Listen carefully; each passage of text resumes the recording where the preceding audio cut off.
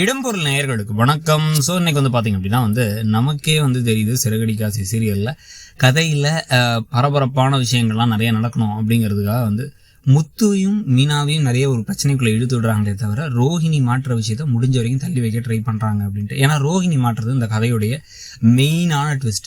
அதுக்கு பிறகு இந்த கதை எப்படி போக போகுது, இந்த கதையுடைய இந்த ஒரு அடுத்த கோல் என்ன அப்படிங்கிறது யாருக்கும் தெரியாது. இப்போ நீங்கள் ஒவ்வொரு சீரியல்லையும் பார்த்தீங்க அப்படின்னா ஏதோ ஒரு விஷயம் இருக்கும், அது ஒரு ஹூக் இருக்கும்ல, அந்த மெயினான ஹூக் இதுதான். ஆனால் அது ரொம்ப நாள் இழுக்கவும் முடியாது. மற்ற சீரியல் மாதிரி கிளைமேக்ஸ்லாம் தெரிய வச்சுன்னு வைக்க முடியாது. ஏன்னா இதுக்கப்புறம் என்ன நடக்குது ரோஹிணி மாட்டினதுக்கப்புறங்கிறது ஒரு பக்கம் இருக்குது. ஸோ இந்த ரெண்டுக்கும் நடுவில் பார்த்தீங்க அப்படின்னா இப்போ முத்துக்கும் மீனாக்கும் அடுத்தடுத்த குடைச்சல், அடுத்தடுத்த பிரச்சனை, அவங்களுக்குள்ளார ஒரு மிஸ் அண்டர்ஸ்டாண்டிங் எல்லாம் வரதுக்கு குட்டி குட்டி வழிவகைகள் செய்ய போகிறாங்க. ஏன்னா சந்தோஷமாக ஒரு கப்பல் இருந்தாங்க அப்படின்னாலே சீரியல்களில் அது யாருக்கும் ஆகாது. டபக்கனை அதை எப்படியாவது உடச்சு விடுறதுக்கான என்னென்ன வழிகள் இருக்குது அப்படிங்கிறத பார்ப்பாங்க. அதில் இப்போ ஒன்று தான் மேஜரான ஒன்று சத்யாவை வச்சு நடக்கிற ஒரு கூத்து. இப்போ சத்யா பார்த்தீங்க அப்படின்னா ஒரு ஃப்ரெண்டோட சேர்ந்து பைக்கை திருடி மாட்டினதுக்கு பிறகு ஒரு திருட்டு பயலோட அப்பாவாயிட்டமேங்கிறனால தான் அவங்க அப்பா போய் மீனாவோட அப்பா போயிட்டு தற்கொலை பண்ணிக்கிட்டாரு.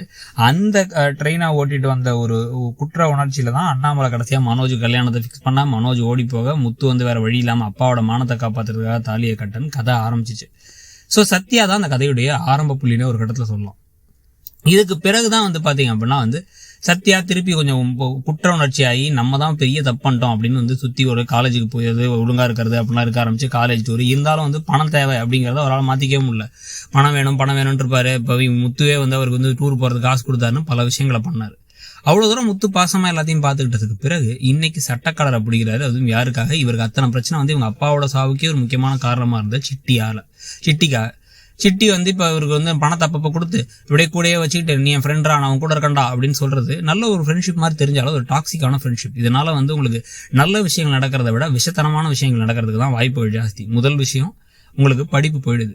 படிப்பை விட்டுட்டு ஒரு வாரத்தில் 3 நாள் 4 நாள் காலேஜுக்கே போகாமல் வீட்டில் போய் சொல்லிட்டு இங்கே இதுலேருந்து வர வருமானம் அப்படின்னு ஒன்று பண்ணிட்டு இருக்காரு. கட்ட பஞ்சாயத்து பண்ணுற வேலையும் வெட்டி விடுற வேலையும் தான் சிட்டி பார்த்துட்டு இருக்காரு. அந்த வேலையில அவர் கூட உட்காந்துக்கிட்டு அவருக்கு ஹெல்ப் பண்ணுறேன், அதை பண்ணுறேன், இதை பண்ணுறேன்னு எல்லாத்தையும் பேசிக்கிட்டு இருக்க. இதுக்கு நடுவில் தான் பார்த்தீங்க அப்படின்னா இப்போ செல்வம் இவருடைய ஃப்ரெண்டுன்னு தெரியும், முத்துவோட ஃப்ரெண்டுன்னு தெரியும், செல்வத்தோட வயசு என்னங்கிறது தெரியும். ஆனால் சிட்டி பேசின வார்த்தைக்கு ஒரு தள்ளி விட்டோடனே பலரும் அடிக்கிறாரு சத்யா. எப்படி ஷாக் ஆகிட்டார் செல்வம், என்னடா நினச்சிட்டு இருக்க அப்படின்ட்டு. இதில் வேற ஆனால் இவங்க எல்லாருமே சத்யா நினச்சா அடிச்சுருக்கலாம். அடிக்காமது காரணமே முத்து தான். முத்து அதெல்லாம் பார்க்கல, வேற வந்தாரு சிட்டியை பட்டு போட்டு அடிச்சுக்கிட்டு இருக்கும் போது என் ஃப்ரெண்டு மேலே கை வச்சா மாமான்னு பார்க்க மாட்டேன்னு சட்டக்காலரை பிடிச்சா தான் சமக்கோவம் ஆயிட்டார்.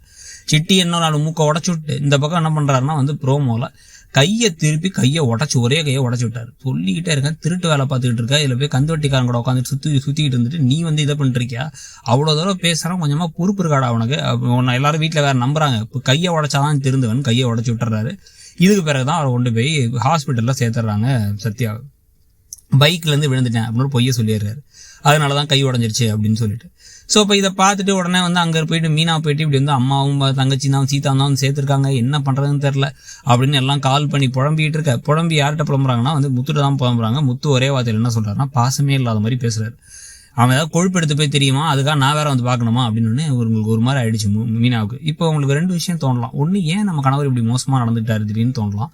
இல்லை அப்படின்னா ஏதோ ஒன்று மறைக்கிறாரோ, அவர் இப்படி பேசக்கூடிய ஆள் இல்லையே, அவர் சத்யா மேலையும் ஒன்று அப்படின்னா பாசமாக இருப்பார், டக்குன்னு வருவார், என்ன நடந்துச்சுது அப்படின்னு யோசிக்கவும் ஆரம்பிக்கலாம். இதில் முத்து பேசாமல் மீனா கிட்ட உண்மையே சொல்லிடலாம், மிஸ் அண்டர்ஸ்டாண்டிங் வராமல் இருக்கிறதுக்கு. மற்ற சீரியலை விட இந்த சீரியல் வேற மாதிரி இருக்கிறதுக்கான காரணம், உன் தம்பி இந்த மாதிரி ஒரு மோசமான ஒரு விஷயத்த பண்ணான் அப்படிங்கிறத சொல்லிடுவார் முத்து. அதுதான் அவருடைய கேரக்டருங்கிறது தான்.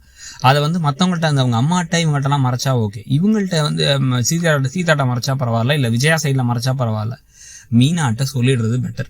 ஆனால் சொல்கிறதுக்கு முன்னாடி கண்டிப்பாக அவங்களுக்கு மனஸ்தாபம் இருக்கும், என்ன இப்படி நடந்துட்டாரு கணவர் அப்படின்னு நினைக்க தோணும். பேசாமல் பாசம் இல்லாத உங்க கூட ஏன்னா இருக்கணும், நான் பேசாமல் எங்கள் வீட்டுக்கு போய் என் தம்பியை பார்த்துக்கிறேன் அப்படின்னு கிளம்பி போகிறேன்னு போக தோணும்.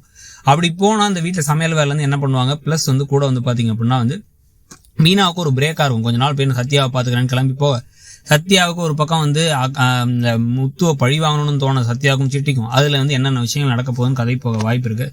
ஸோ அதை பற்றி நீங்கள் என்ன நினைக்கிறீங்கிறத சொல்லுங்கள். தேங்க்யூ. இடம்பொருள் நேயர்களுக்கு வணக்கம்.